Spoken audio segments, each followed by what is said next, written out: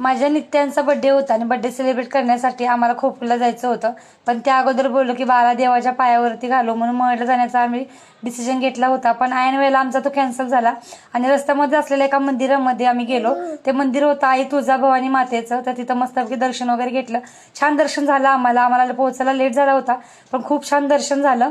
थोडेसे मंदिरामध्ये ना फोटो वगैरे क्लिक केले व आम्ही खोपोलीला जाण्यासाठी निघालो. आम्हाला थोडे पाव घ्यायचे होते म्हणून बेकरीजवळ थांबलो. तिथे पाव घेतलो आणि जाता जाताना मुग्धाला सुद्धा रिसीव्ह केली व निघालो आमच्या ताईंच्या घरी. घरी पोहोचलो आणि असं काहीसं डेकोरेशन आम्हाला बघायला मिळालं. खूप छान डेकोरेशन आमच्या सगळ्या दीदींनी मिळून केलं होतं आणि खूप छान वाटत होतं. हे डेकोरेशन बघून मला खूप आनंद झाला होता, कारण मला वाटलं नव्हतं की डेकोरेशन आम्ही करू म्हणून. पोहोचल्यावरती आम्ही सगळे फ्रेश झालो. नित्यांशला सुद्धा कपडे वगैरे घातले होते. मी सुद्धा साडी वगैरे नेसली आणि घरातले सगळे मेंबर तयार झाले होते आणि आता फक्त आम्हाला केक कापण्याचा अवकाश होता. बाळाचं सगळ्यांनी मिळून छानपैकी ऑप्शन केलं, पण ऑप्शन करताना आणि केक कापताना नित्यांश खूपच रडला. नंतर मुग्धांनी बाळासाठी गिफ्ट आणलेलं ते सगळ्यांना दाखवत होती. खूप छान ड्रेस होता नित्यांशला आणलेला तिने.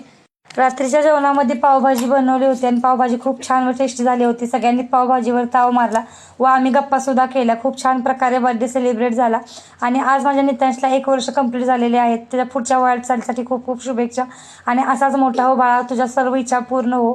आणि अशा प्रकारे मी माझा व्हिडिओ इथे एंड करते. तुम्हाला माझा व्हिडिओ आवडला असेल तर फॉलो नक्की करा. थँक्यू.